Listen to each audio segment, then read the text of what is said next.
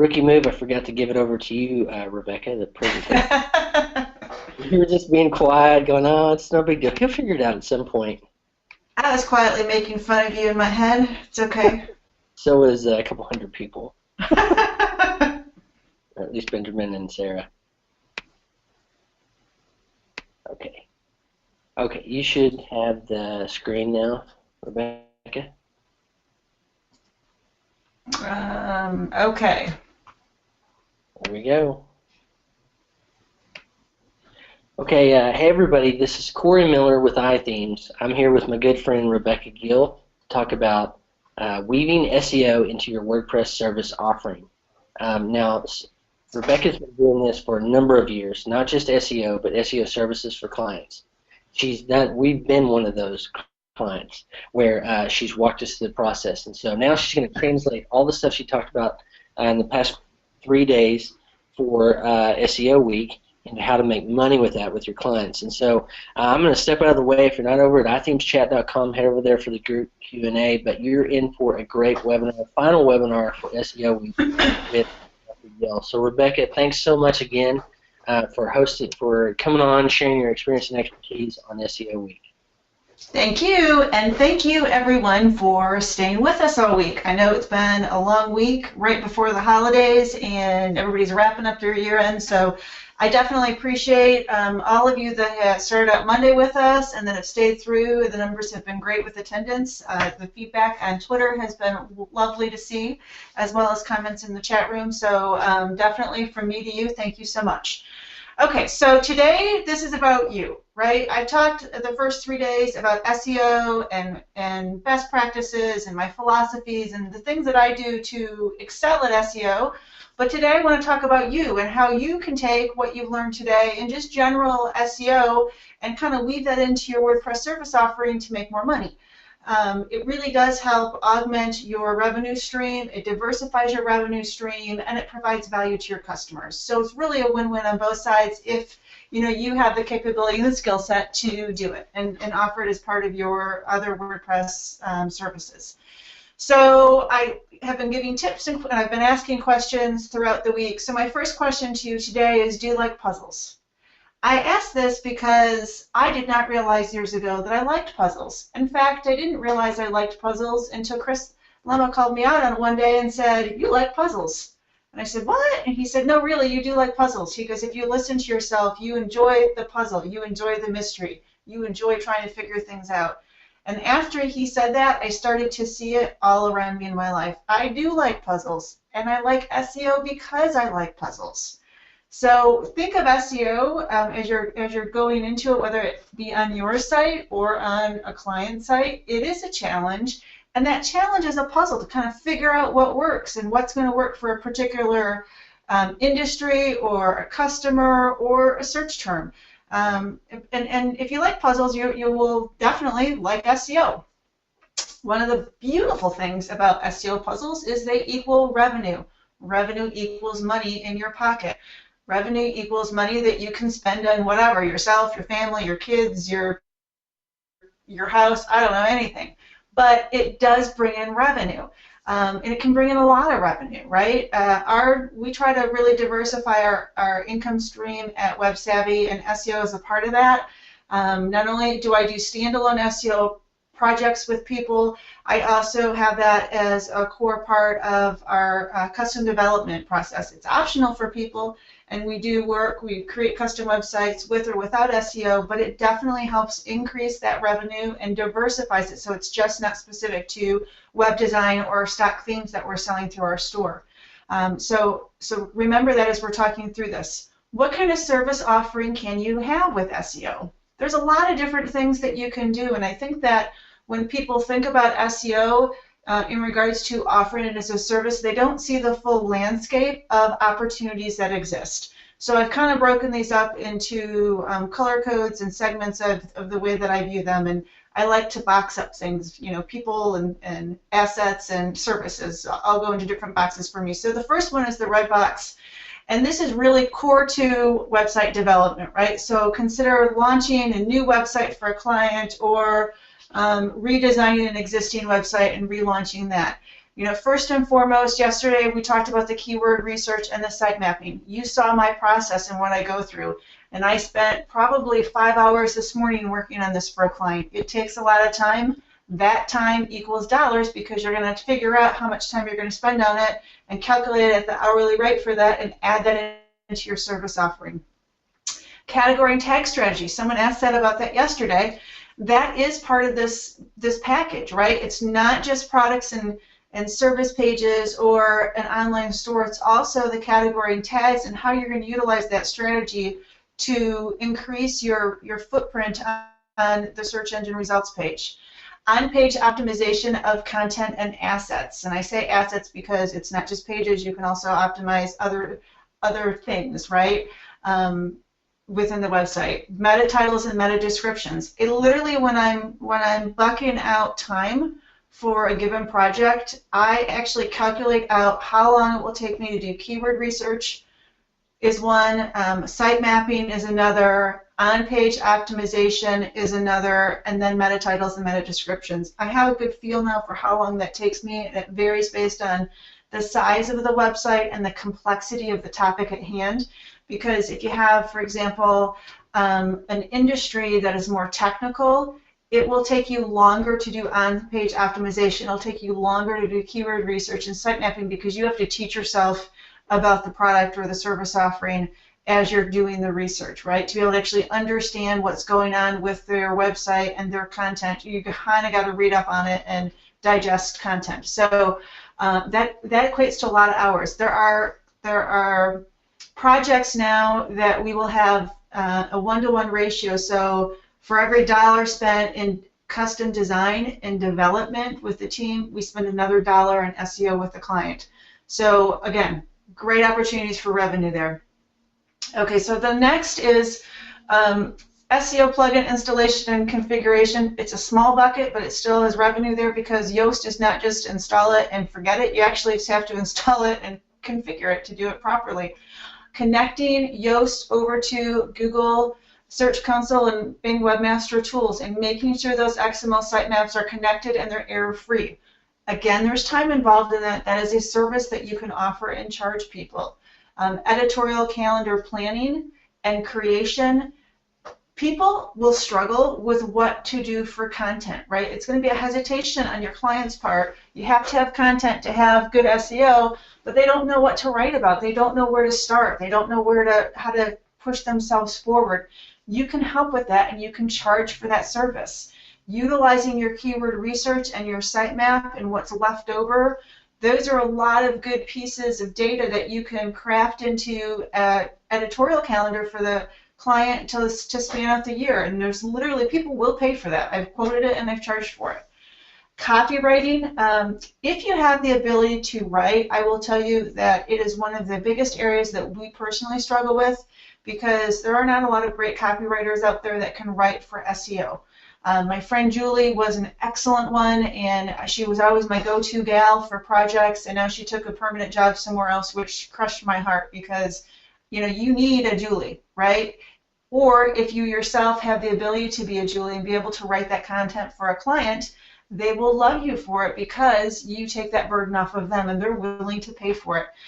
We used to offer that service when I first started the business 6 years ago, but it was me doing it, and the larger that we grew and the bigger that we spanned out with our service offering, the less time that I had that I could dedicate to that. So it's no longer something that we offer ourselves, although I do try to refer that out to people that I know and trust. So if that is something that you have a skill set for, and if you can learn to write for SEO, agencies like me would love to hear from you because it's a service that we struggle offering to clients, and there's a lot of people that want that service.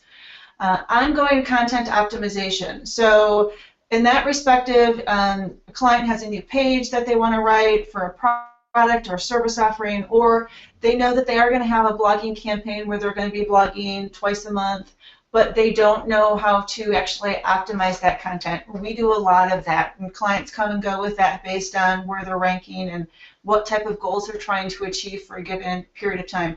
I have a woman sitting in my email box right now who I did a coaching call with, I think a month or two ago, and then came back and asked me to quote this for her to do optimize 2 blog posts, I think it is, a month, and then I'll share them on social media and get them into WordPress for her. And then she just came back today and said, we'd like to move forward. Can you please, get this going for us in January? It's a service, and there's clients we've been doing this with, the same client for like 4 years, right? Really good reoccurring revenue. It's a great service that you're offering to your client because there's a lot of clients that just don't have time to do it. And if you think about certain industries where this is a good fit, I can give you a couple just right away from our client base. The doctor's office that delivered my children, right? Those people are delivering babies. They do not have time to go into WordPress or to try to optimize content, yet they have wonderful information to share with their client base and to get on the internet to bring in traffic. They write it, we take it, optimize it, post it to WordPress, and push it out to social media. Another client we have is consultants, technology consultants. Those guys are always traveling to their end-use clients, so they're never in an actual physical office. At best, we can get them to write a blog post on a plane while they're en route and just email it to us, and then we take it from there. Any type of service or customer that doesn't have a lot of time, that could give you bullet points or give you a sketch out of a blog post to get you going, you can turn that into that copywriting or that ongoing optimization. And again, they will be very thankful for it and be very willing to pay for it because it is a great service to them. The next bucket in green is directory management and social media management. Social media is critical to any type of SEO campaign that you're doing or ongoing optimization. Without social media, you cannot have solid SEO. You will get pushback from a lot of clients for this, but you just need to teach them the value of it and educate them on why it's important, both for outreach and getting referral traffic in, as well as augmenting your SEO reach. And a lot of people struggle for it. They don't either understand LinkedIn or Facebook or Twitter or Google Plus, or they just don't want any part of it. Or again, like the doctors, they don't have time for it. The last thing my doctor wants to do is get on Facebook and have all of his patients start friending him. So what he does is he just has us manage it for him. Local directory management, by that I mean if you are a local business or you have local businesses that you work with, making sure that they're set up in services like Google Plus or Bing Local or Yahoo Local or, there's just tons of them. Those are of value because what those do is not only do they show up in search, those directory entries, but they also give indicators to the search engine to say, this business with this keyword-rich bio and this geographical area is available, and it points back to the website. So it helps with the actual website's SEO efforts at a local level. Definitely something for you to learn how to do or manage a service. There's a lot of services that do this as well because you can offer that to a client. They don't even want to, have to fill out the information for the service because, again, they don't have time to do it. Ongoing reporting and analysis. Now that might seem silly. You might think that people can just use Google Analytics, but they don't have time for that. What they want you to do is look at it for them. They want you to go in and create some custom reports for them in Google Analytics, and they want you to watch things from a month-to-month basis and make recommendations to them. I have clients that pay for that on a month-to-month basis and have been for a while. One-on-one coaching, I do now a lot. And I actually do it on an hourly basis. I just started doing the hourly basis, probably like 3 or 4 months ago, and it's been really successful. And the thing that I didn't expect is it's been really, really rewarding. So, my offering is you can actually go onto our website, you can buy an hour, you pay through PayPal or with your credit card. You give me your website information, and I'm going to do a little bit of research before we get on the call so that when I get on the call with a client, we've got some actionable things that we can walk through. I'll even ask if they're willing to give me their WordPress login. I'll jump into WordPress before the call, and we'll walk through it together on the call at the same time through GoToMeeting. But what I like about this call is it not only gives somebody a great list of things that they can do themselves, it gives us together an opportunity to have further services down the road where I could actually help implement some of those things for them. But when they walk away, they're empowered, right? They feel like they have a much better understanding of SEO because what we've talked about has all been based on their website or their blog. and they can relate to it because it's in their terms. And I explain things like I've been explaining this week, which is just, normal talk, at least I try to, without a lot of geek verbiage going on. And I can discuss SEO on a specific page or an element of their website with their keywords, and they understand it, and they are very, very happy at the end of the call. I like those calls. Those calls take some prep time for me, but they're good revenue. But more importantly, at the end of the day, the client's always very, very happy, and they give me great reviews, and I've never had one of those go bad, right? So if you did nothing else for services, doing that and coaching people, it's extremely rewarding. I can see why Bob WP does it as much as he does, because it is such a good feeling afterwards. Okay, so my last one in that group is on-site and remote group boot camps. Now, I started doing these probably 3 years ago. I do SEO boot camps, which is, I think, 2 days. I do a social media boot camp, and then I do a blogging boot camp. And I've done these for transportation companies and law firms with 50 lawyers. I've done it for a bunch of universities at the same time. That one I had to do remote because the universities were all over the United States. But this is really good revenue. I charge anywhere, I think, from $1,800 to $3,000 for a boot camp. Very good money. People, if they want me on site, they also have to pay for my travel expenses. And I've done the remote one. I did a remote SEO one for a company, a very well-known company in California, because I couldn't physically get there in the same time frame that they needed. So we just broke it up into 4 days, and we did it remotely. Great revenue, great money. And I try to make sure that the boot camps, again, just like my one-on-one coaching, are tailored to their website, right? Tailored to their industry. So it can be very meaningful to them. A newer thing we've been offering is SEO audits. These could be technical in nature or content related, like with keywords and things like that. And sometimes they kind of blend in together. From a technical standpoint, it could be looking at the theme itself to see what type of issues are involved. It could be their server or hosting issues that they're having. There's a lot of coding issues, and I can't do those on my own. I have to bring in my coding team to provide assistance. And then from a content one, it's really looking at their website and their current landscape in search and their competitors, and kind of doing that one-on-one coaching, but doing it in preparation and handing them a report, at the end of the engagement. And in that scenario, they have a paper document that they can take away with them and start going through and making improvements.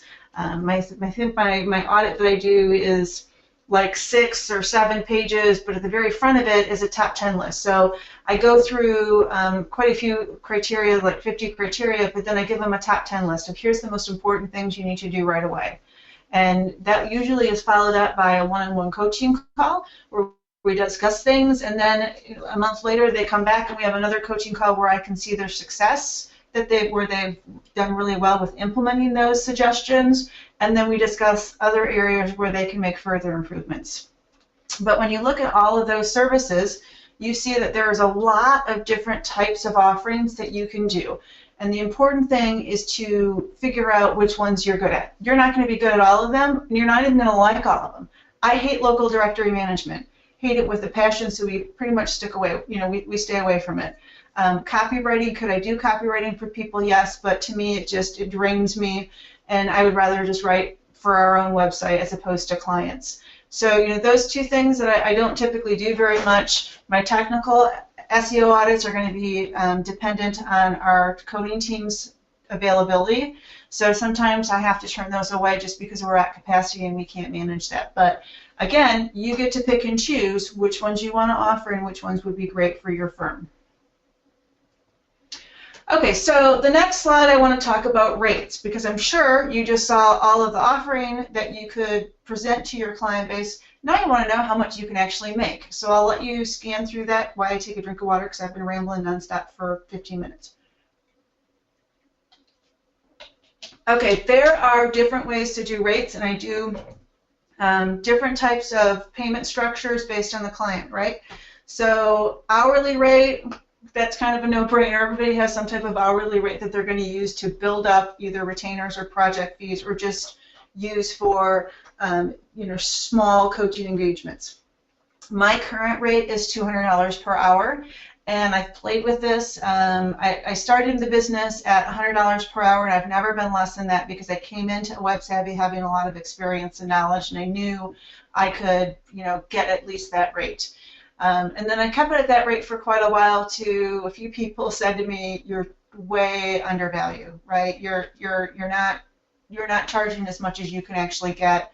And people even today tell me that at $200, I'm still not putting my services at the right value. However, what I have found is people were very quick to spend $100 per hour. People are still very happy spending $200 per hour, but if you take it to $250, all of a sudden nobody wants to spend the money. And I think at $150, I even had challenges with people spending the money because they didn't truly see the value of it. But 100 and 200 were perfectly fine.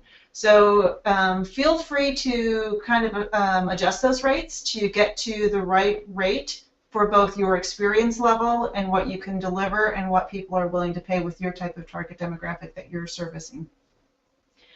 From a local monthly retainer standpoint, they're going to be lower, and it's really going to, be based on how much work is going to go into what you're going to be doing each month for the client. It's the client. What do they need? Do they have to be blogging? Do they just need some social media? Do they need you to just manage local directory listings for them? We've got one client that's even lower than that, and they've been with us for a number of years, and we don't have to do very much for them. We manage their website updates, and we make website updates for them. We manage some social media and some newsletters, and I charge less for it because it doesn't take a lot of hours.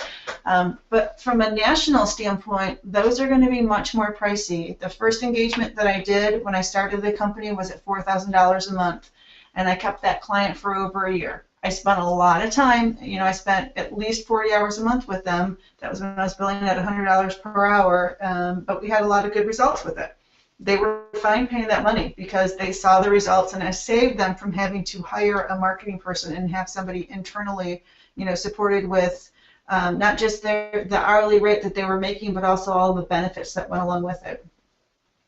You're going to have to figure out what your service offering is going to be to people, how long it's going to take, and then figure out, based on that, what your retainer should be. But know that they will scale drastically based on the competition that the client has to deal with, their reach, and just their industry as a whole, because some of them are going to be very competitive and are going to have to be at the higher end, and some of them are not, and they're, you can go at the lower end. From a project-based fee, that is a really wide range, and I know that, but literally it is really low. Something local could be done for $1,000 up to $20,000 engagements, and I have done $20,000 engagements. It's really, again, how much time that you're going to spend. I'm perfectly fine doing project-based engagements with people, and I would actually almost rather start the relationship with that as opposed to putting them on a retainer right away. That does help me set me apart from other SEO consultants, because there's a lot of SEO consultants that force people into being on a retainer monthly. I don't do that. I say, let's do a project together, let's get you started, let's get your foundation right. Let's get everything that we can right, and then you decide after that if you want to move forward with us, or if you want to take that on your own, or even hire another SEO consultant.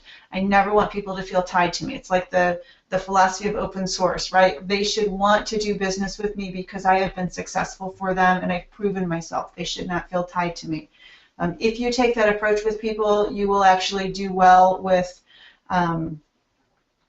clients, and it'll be easier for you to sell. If you try to force them into a 6-month engagement for SEO, you're going to struggle with that, because that's what everybody else does. And people are very wary of it, and a lot of times they've already gotten burned by it. SEO audits is the last one. Again, those can be, a quick couple-hour audit for $300, up to you're doing a really in-depth audit. I know that there's one of the consultants I gave you yesterday, I think his name was Alan, starts with a B, the last name. I think his minimum price point is at least $3,000, and it might be now $5,000. Although he is an expert, he has been doing this for a very long time. If you can understand SEO and you can get good at SEO and you can also code, that's a great sweet spot for you, because you can fix a lot of issues for people and really make some great progress with them. All right, so let's look at the pros. I've talked about service offerings that you can have with SEO. We've talked about pricing. Now I'm going to talk about pros and cons. But we're going to start positive and we're going to look at pros. Why would you want to offer SEO services? First and foremost, it helps differentiate you from other WordPress developers and consultants. It's been great for us with this. It helps set me apart. It increases project pricing. Because you're offering additional services, you can charge more a higher price point for the development that you're doing in WordPress. It offers a much higher price per hour than a lot of WordPress configurations or coding can. I can charge much higher for me doing SEO than I can for a coder that's doing standard front-end coding, or even someone who's helping to configure a theme for somebody. It's an option for reoccurring revenue. It diversifies your income stream. It extends your client base outside of WordPress, right? So if you're a WordPress developer right now, that's all you can really service is WordPress customers.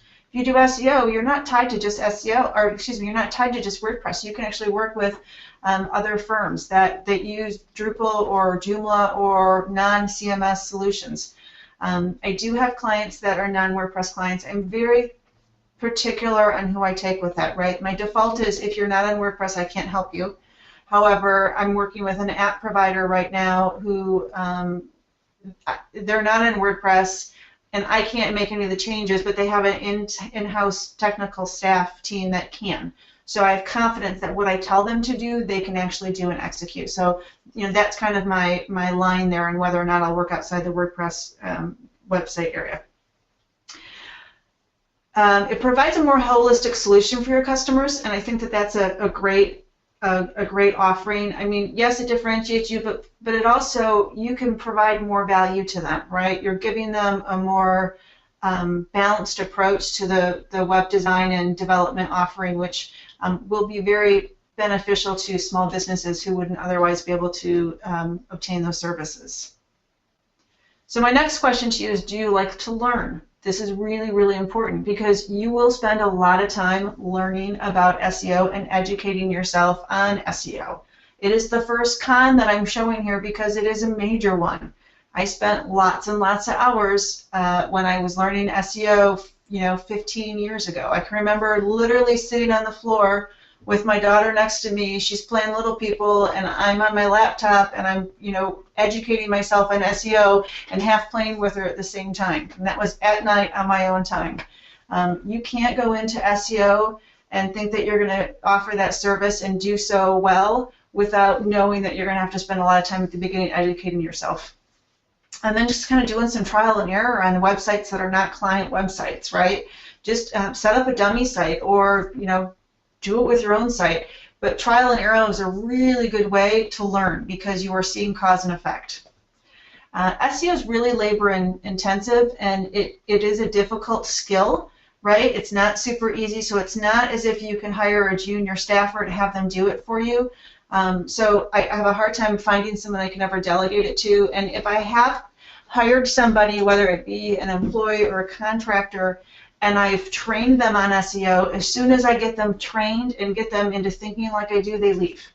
So that is something to consider. You can't take on a bunch of retainer clients or SEO clients and think that you're going to be able to just step away and let them manage it all for you. It doesn't really work that way, or at least I haven't found it works that way.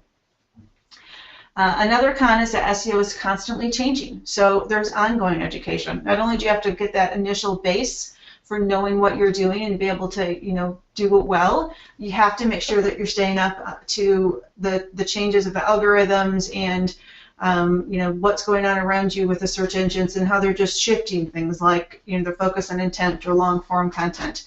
I gave you some resources yesterday of Twitter accounts that you can follow to help make that process easier, but still there are lots of shifts and the rules change quickly, so you have to make sure that you're really up to date on things.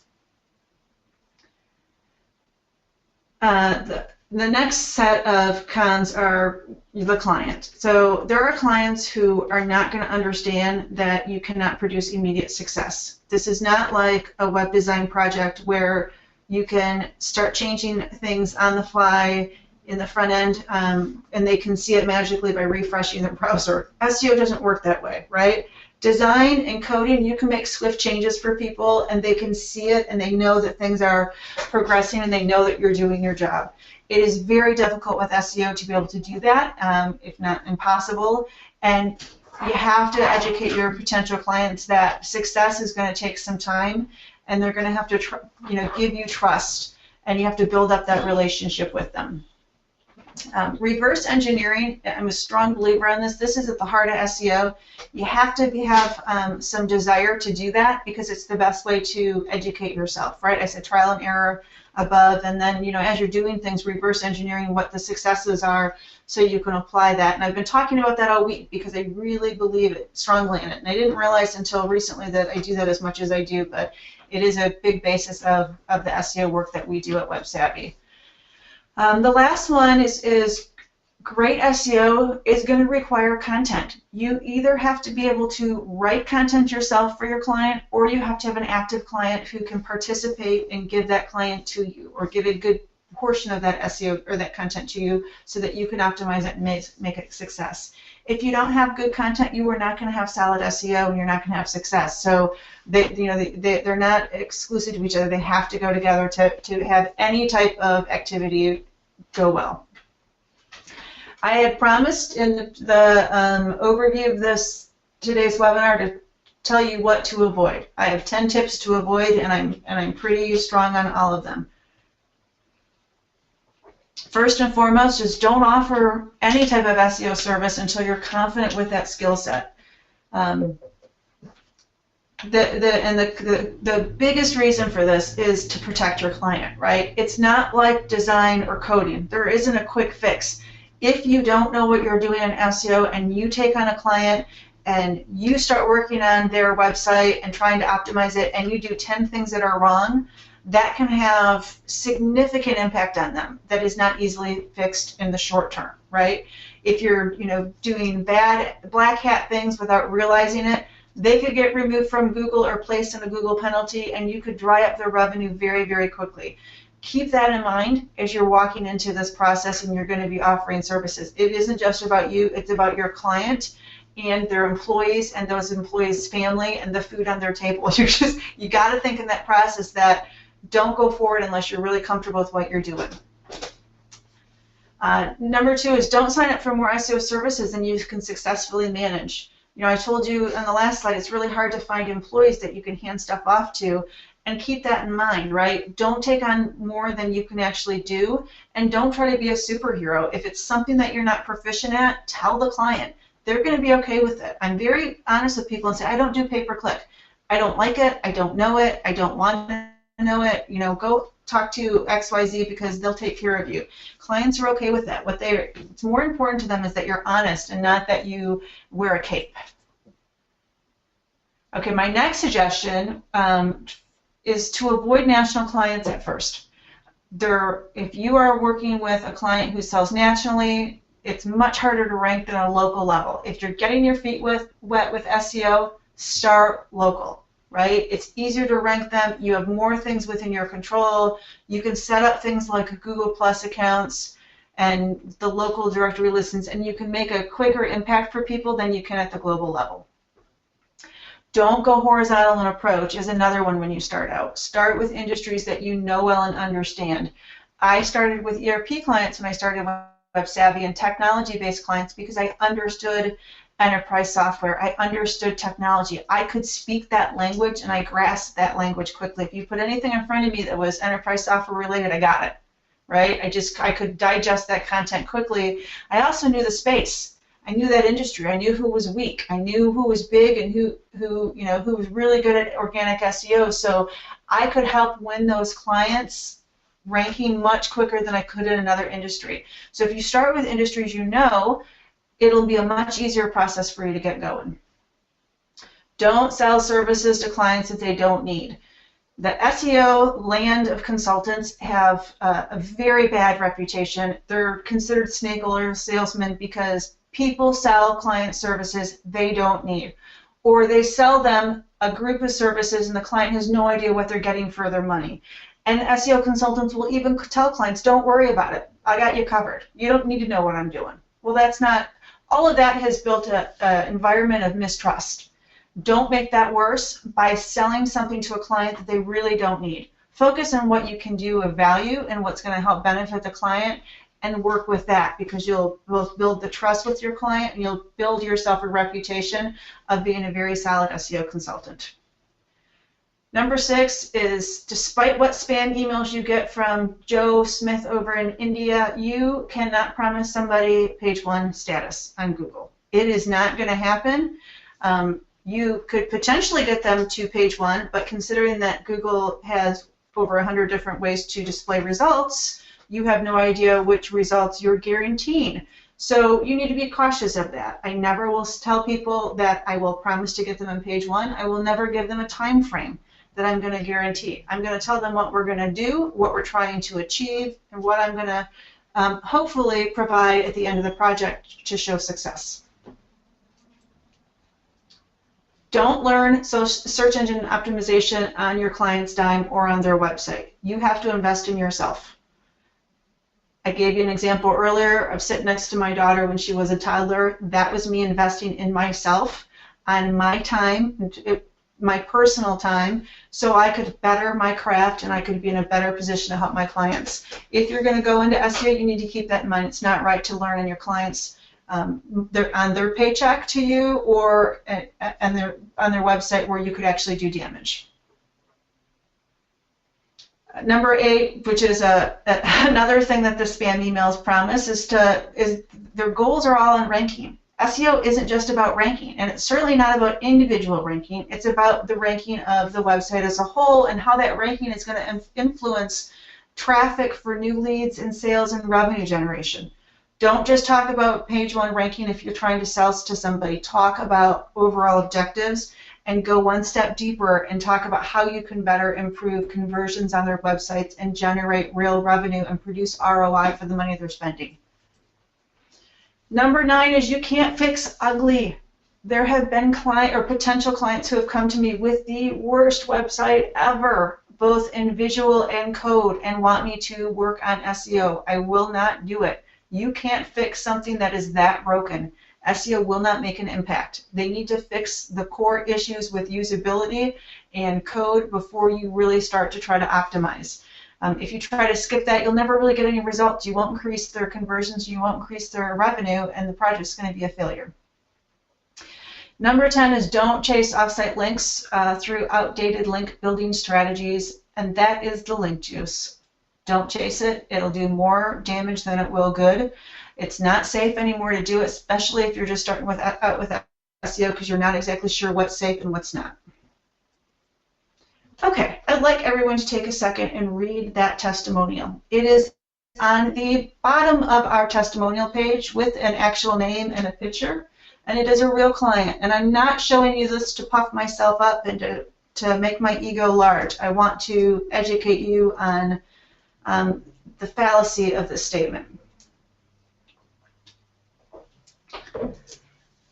This client said that we quadrupled his website traffic and nearly doubled his revenue in a year. And much of that can be attributed to our efforts with design and SEO. Here's the reality of this statement. This was my first client at WebSavvy. I used Studio Press's corporate theme to customize it myself, which is scary because I'm not great at code. And I built a 300-page website for him based around SEO and based around converting users into new leads. Did it work? Did we really quadruple the traffic, and did we really double his revenue? Yes, we did, or I did, with their help. But here's why. That client did everything right. This is an anomaly. This does not happen all the time. I wish it did, but it doesn't. This client did everything I told him to do.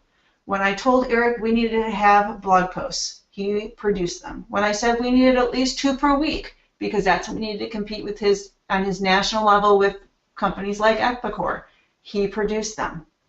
When I told them to write a blog post about XYZ and I gave them the keyword, they did it. When I wanted to optimize it and change the text of it, they let me.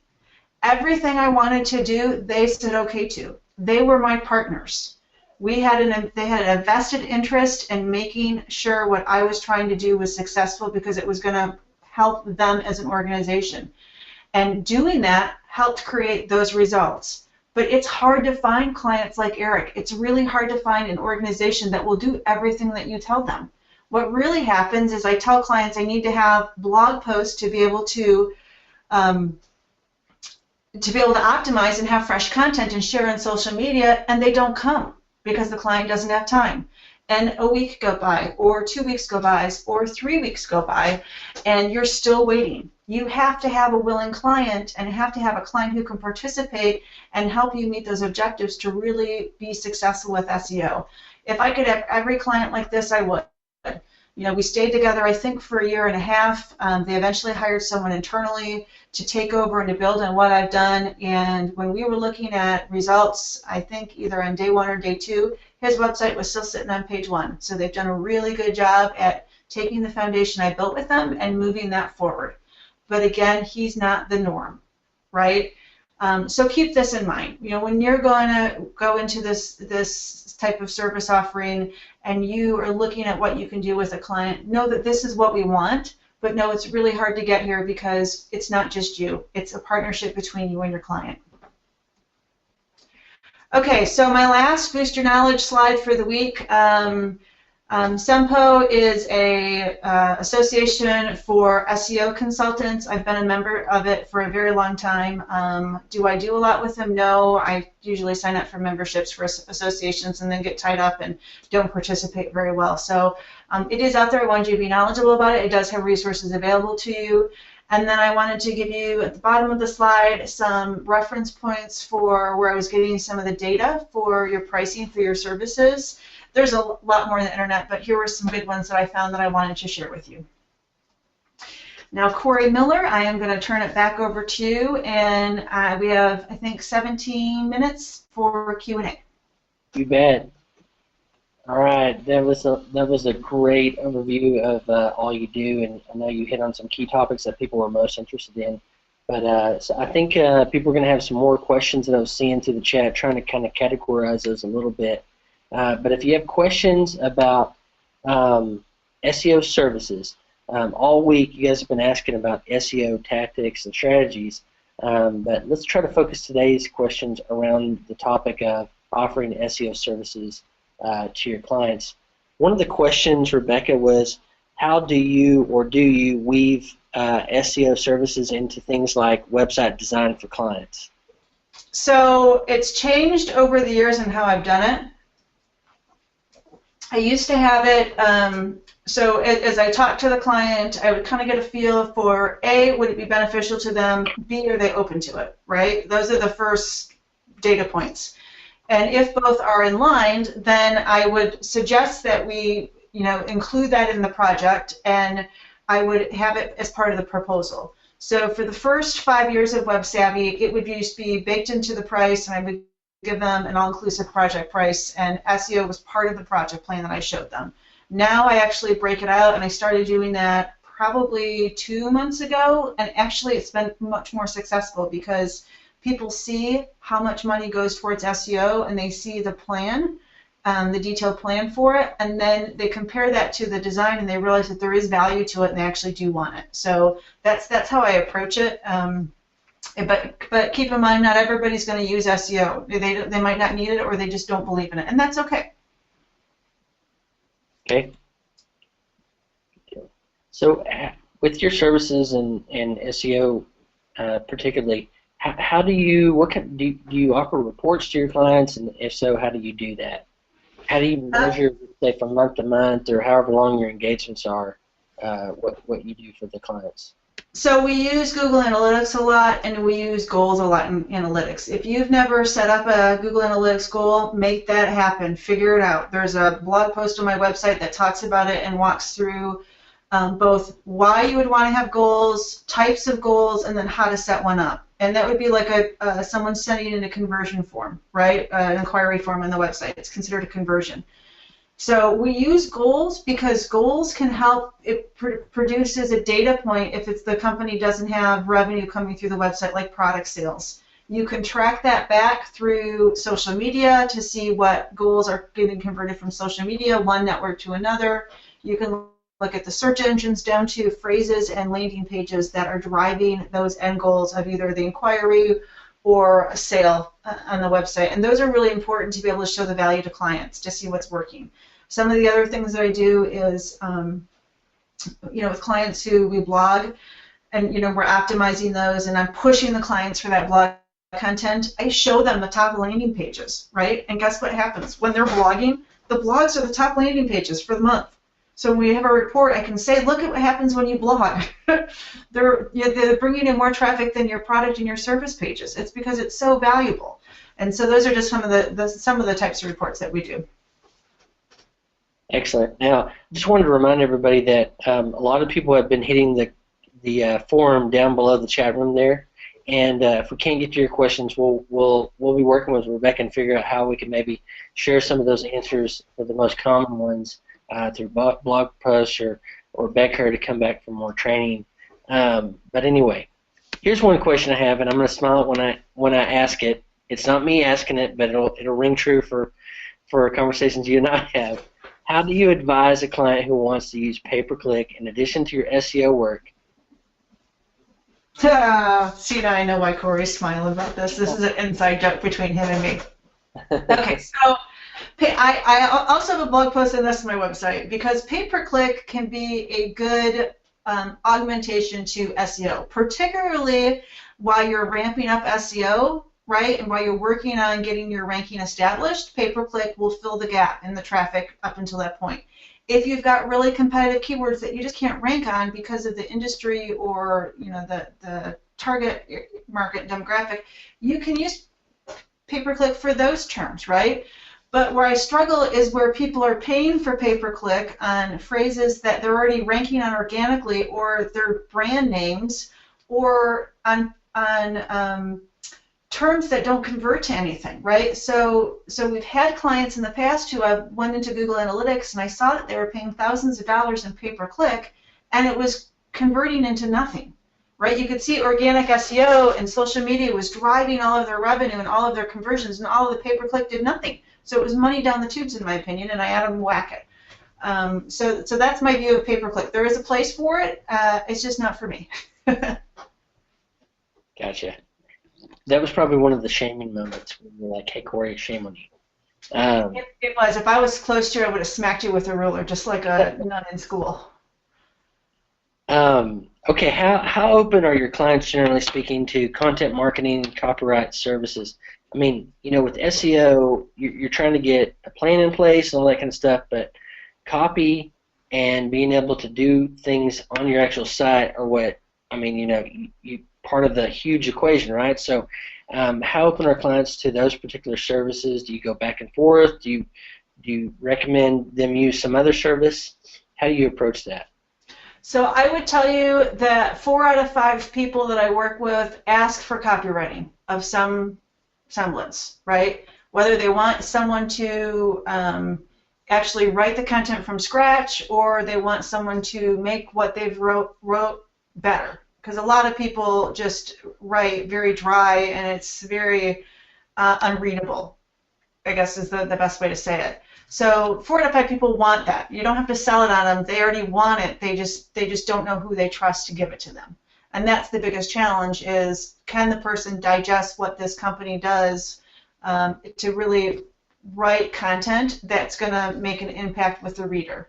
And the 1 out of 5 that don't want it, it's because of the nature of the industry or their offering, where it is so technical that you're just not, like the average copywriter is not going to pick up and be able to write it. I mean, these could be lab companies or high-tech companies. It's not feasible for a generic copywriter to be able to have a talent set there. Great.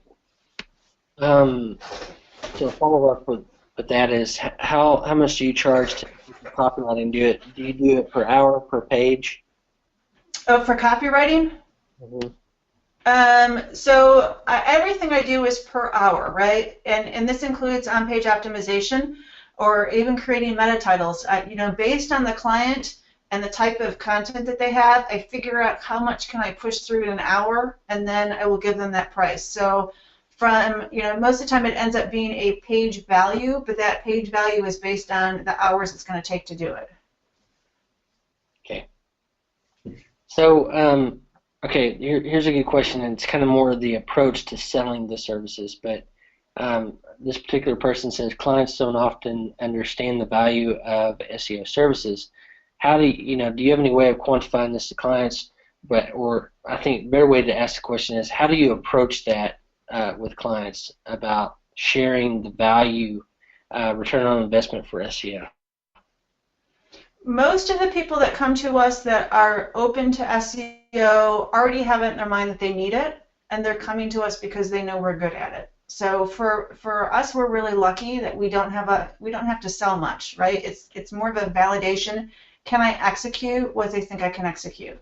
Do I have experience enough to do what they need me to do? So the selling part for us is more that than saying, oh, you really need SEO and let me convince you. I have had people recently actually say to me, so-and-so referred me to you for SEO. You know what, I just don't know about the value. You're going to have to convince me. And my response was, that's not why I'm here. I'm here if you need SEO and you see the value in it, I will deliver that for you. But I am not going to try to convince you that SEO is something that you need. It is something that you need, but that's not my role in this relationship. And I just cut it at that.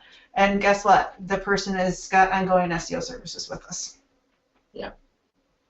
Gotcha. So how do you handle a situation where you've done an audit and you see that a client has a ton of coding issues? And I would probably say maybe you're getting ready to engage them on SEO, some kind of retainer type work, but if a client website has just a ton of issues on their actual website, how do you approach that? That's a great question, and it's something that we ran into within the last 30 days. And with a wonderful woman who I did some SEO coaching with, and she's come back a couple of times for more, and then she wanted to go even further, and I just finally said, you know what, your website is not in the position to continue. You really just need to get a new theme. I mean, she wanted to make changes to the theme, but there was so much wrong with it, it was not worth trying to update it. At that point, we recommended that she use a stock theme, and that's what she's doing. Someone on our team is actually helping convert that and show her to a new theme. And we actually had another one with a gentleman from WordCamp Ann Arbor who I met, and I actually, we didn't have capacity to help him, so I actually referred him out to Codeable, so that Codeable could help convert him to a new theme, because his theme was so bad, there was just so many inherent issues, it wasn't worth doing any SEO from a content standpoint until he fixed all of the issues, and it was too much coding issues to try to, charge him to do it. Just nobody wanted to do it. It was better for him just to move to a new theme. Gotcha. Okay. Next question. So I guess as far as you might have already kind of answered this by saying that you gauge your services around the time that it takes to take it, but to do the project, fulfill it. But someone asked, how do I set a limit for the SEO work for a client? I mean, SEO takes time. Some clients can afford this kind of money, so I must set a limit. Any tip around this? Your limit is the time that you quote. Say that you are, when you quote the retainer project should be X amount of dollars, which equates to X amount of hours. That's what you do. And I have clients where I've gone over because I love them. I want to do good for them, and I had the time available that I could throw in there pro bono. But you gotta you have to have some structure, and you have to have some boundaries. Otherwise, you'll put yourself out of business. And if you're out of business, you can't help anybody. Gotcha. So, as far as the services that you sell, do you have a productized service, or do you kind of go one by one, case by case, on what they need, and then quote them a particular SEO, engagement? That's a good question. So the way that we do it is my hourly rate is a fixed rate, and I have fixed rates that I add on to custom development for SEO, and that's based on the size of the website. I do like 25 pages, 50 pages, 75, 100, 200, and 300. Those are the blocks that I do. that has preset pricing, and that I know that that's how much it's going to take for us to be able to do SEO for a given website. And then we will scale up from that or scale down if the industry or the client is going to require more or less time. Gotcha. And someone asked previously about the tools or services you use. I know you're a prolific user of Basecamp. Cory says that with some anger at me because I force everybody into Basecamp. Yeah, I use Basecamp is what we live and breathe by, and I showed you my tools yesterday that I use for research, and I use for optimization. You know, I build through FreshBooks, but really I live and breathe through Basecamp. Anything that we do for any project that we have, any client that we have, always has something open for them in Basecamp that all of us can go back and reference it. And trust me, when clients pop back up 4 years later, which they will, whether they want a new website again or they want additional services, it's great to have that history, which is why I love Basecamp. And having gone through her process that she's honed over the years, that is awesome. She said she lives and dies by it because it works, and it keeps everything very organized. And I've been pushing her to say that she needs to do another course just on this. Now, Rebecca's time is very valuable. You've seen kind of the things that she does, so that'll likely be something down the road that I'm going to encourage her to do as a paid component. But her process is worth it just to see what she's done. It's phenomenal. But it's able to keep track of the conversation in one place, and she happens to do it through Basecamp, and I've been very impressed by it. But you talk about results and sharing with clients what you're doing. They can just log in, like we go into her Basecamp account, and you'll see the conversation, the advice she gives through there. I mean, it really shares the value of what she offers. Okay, well, we have 4 more minutes until this last webinar for SEO Week ends, and I'm going to put in the chat again the place to find Rebecca on Twitter and the hashtag SEO Week. But be sure and tell her thanks. She's provided all of these webinars at no charge to you this week. I hope you got a great start, many things that you can implement. One of the things you could probably do and tweet out with at Rebecca Gill is to say, here's what I've learned, here's what I'm doing as a result of this time well spent for SEO Week at iThemes, and check out her services and stuff. There might be an opportunity where you need to push some work her way even. She does some really awesome projects, some things that I've been very thankful to be able to see as part of what she does. Okay, Rebecca, here I'll give you the last question. And by the way, if we didn't get your question answered, please scroll down underneath iThemes chat, the chat box there, and you'll see a green button that says Ask an SEO Question. Put those there, and we'll be sending those over to Rebecca, and then talking about some future training potentially that I've been encouraging them to do. And I can tell from having over 400 people on the call today that there's a need for this. But my question for you, Rebecca, is let's say I've never offered SEO services, but I feel confident and I feel like I've got some good nuts and bolts things that you provided me this week. What's something that I could do as that beginning person to start stepping forward and offering SEO services to my client? Maybe I'm a freelance web designer and really looking forward to offering this kind of service. What's our first step? I think that's a great question. The first thing I'd offer is keyword research, because clients don't know how to do it, and giving them some direction on what keywords would be good for their industry and their website and their target demographic is safe to do. It's something that you can do without much negative ramifications, but still provide lots of value to the client, and it'll help get your feet wet, and it'll help provide some great value to your customers. Absolutely. Just thinking through strategy. What a great suggestion, and a great way to end SEO Week. Rebecca, thanks for taking your time and your talent and sharing it with us this week. I know there have been a lot of takeaways that are going to make people money today if they start implementing them. So thanks so much, Rebecca, for being on this first ever really SEO week. We've offered SEO stuff in the past, but this has been one sustained thing from someone that does it day in and day out, and so we really appreciate you. It was my pleasure. Thanks for having me. Okay, well, you have a good Christmas, and thank you all for being here. Again, I'm going to share her Twitter link, and we'll be emailing the replay and slides here very soon, but be sure to tell her thanks and even say, here's what I learned that I'm going to make money on, that I'm going to improve my business or my clients' lives through this week. It's been awesome. So till next time, be sure to tune in to W Prosper. The whole thing has been kind of under that banner of the W Prosper campaign we've had that year. And I'm going to be, once Rebecca takes a breath from this whole week, this marathon of webinars, I'm going to be asking her about some upcoming training, and then again pushing her to do some kind of full-blown course that you can come and get trained and be able to sell this to your clients. So anyway, thank you all. Have a great week.